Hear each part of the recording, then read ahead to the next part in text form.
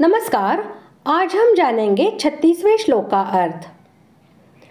मनुष्य का स्वधर्म पालन करने में ही कल्याण है।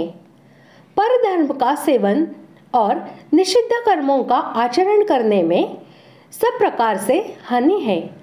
इस बात को भली भांति समझ लेने के बाद भी मनुष्य अपने इच्छा, विचार और धर्म के विरुद्ध पापाचार में किस कारण प्रवृत्त हो जाते हैं, इस बात के जानने की इच्छा से अर्जुन पूछते हैं। श्लोक 36। अर्जुन उवाच अथ केन प्रयुक्तोऽयं पापं चरति पूरुषः अनिच्छन्नपि वार्ष्णेय बलादीव नियोजितः। श्लोक का अर्थ। अर्जुन बोले, हे कृष्ण, तो फिर यह मनुष्य स्वयं न चाहता हुआ भी बलात् लगाए हुए की भांति किससे प्रेरित होकर पाप का आचरण करता है। यदुकुल में वृष्णि नाम का एक वंश था। उसी वृष्णि वंश में अवतार लेने से भगवान श्री कृष्ण का एक नाम वार्ष्णेय है। पूर्व श्लोक में भगवान ने स्वधर्म पालन की प्रशंसा की है। धर्म वर्ण और कुल का होता है, अतः अर्जुन भी कुल के नाम से भगवान को संबोधित करके प्रश्न करते हैं। विचारवान पुरुष पाप नहीं करना चाहता, क्योंकि पाप का परिणाम दुख होता है और दुख को कोई भी प्राणी नहीं चाहता। यहाँ अनिच्छन पद का तात्पर्य भोग और संग्रह की इच्छा का त्याग नहीं, प्रत्युत पाप करने की इच्छा का त्याग है। कारण कि भोग और संग्रह की इच्छा ही समस्त पापों का मूल है, जिसके न रहने पर पाप होते ही नहीं। विचारशील मनुष्य पाप करना तो नहीं चाहता, पर भीतर सांसारिक भोग और संग्रह की इच्छा रहने से वह करने योग्य कर्तव्य कर्म नहीं कर पाता और न करने योग्य पाप कर्म कर बैठता है। पाप वृत्ति के उत्पन्न होने पर विचारशील पुरुष उस पाप को जानता हुआ उससे सर्वथा दूर रहना चाहता है, फिर भी वह उस पाप में ऐसे लग जाता है जैसे कोई उसको जबरदस्ती पाप में लगा रहा हो। इससे ऐसा मालूम होता है कि पाप में लगाने वाला कोई बलवान कारण है। पापों में प्रवृत्ति का मूल कारण है काम, अर्थात सांसारिक सुख भोग और संग्रह की कामना। परंतु इस कारण की ओर दृष्टि न रहने से मनुष्य को यह पता नहीं चलता कि पाप कराने वाला कौन है।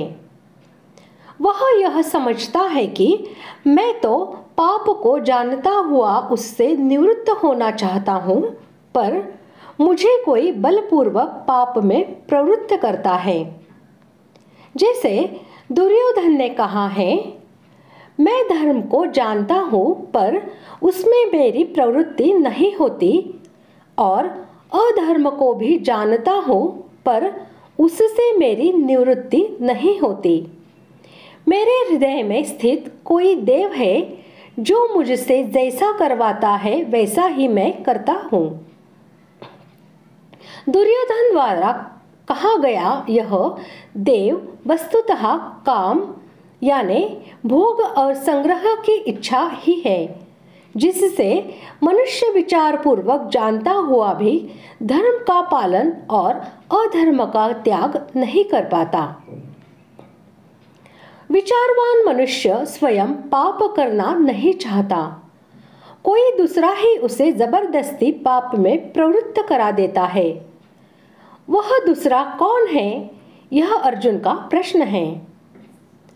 भगवान ने अभी अभी 34वें श्लोक में बताया है कि राग और द्वेष साधक के महान शत्रु है, अर्थात ये दोनों पाप के कारण हैं।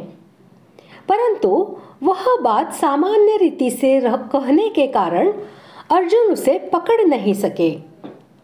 अतः वे प्रश्न करते हैं कि मनुष्य विचार पूर्वक पाप करना न चाहता हुआ भी किसी से प्रेरित होकर पाप का आचरण करता है।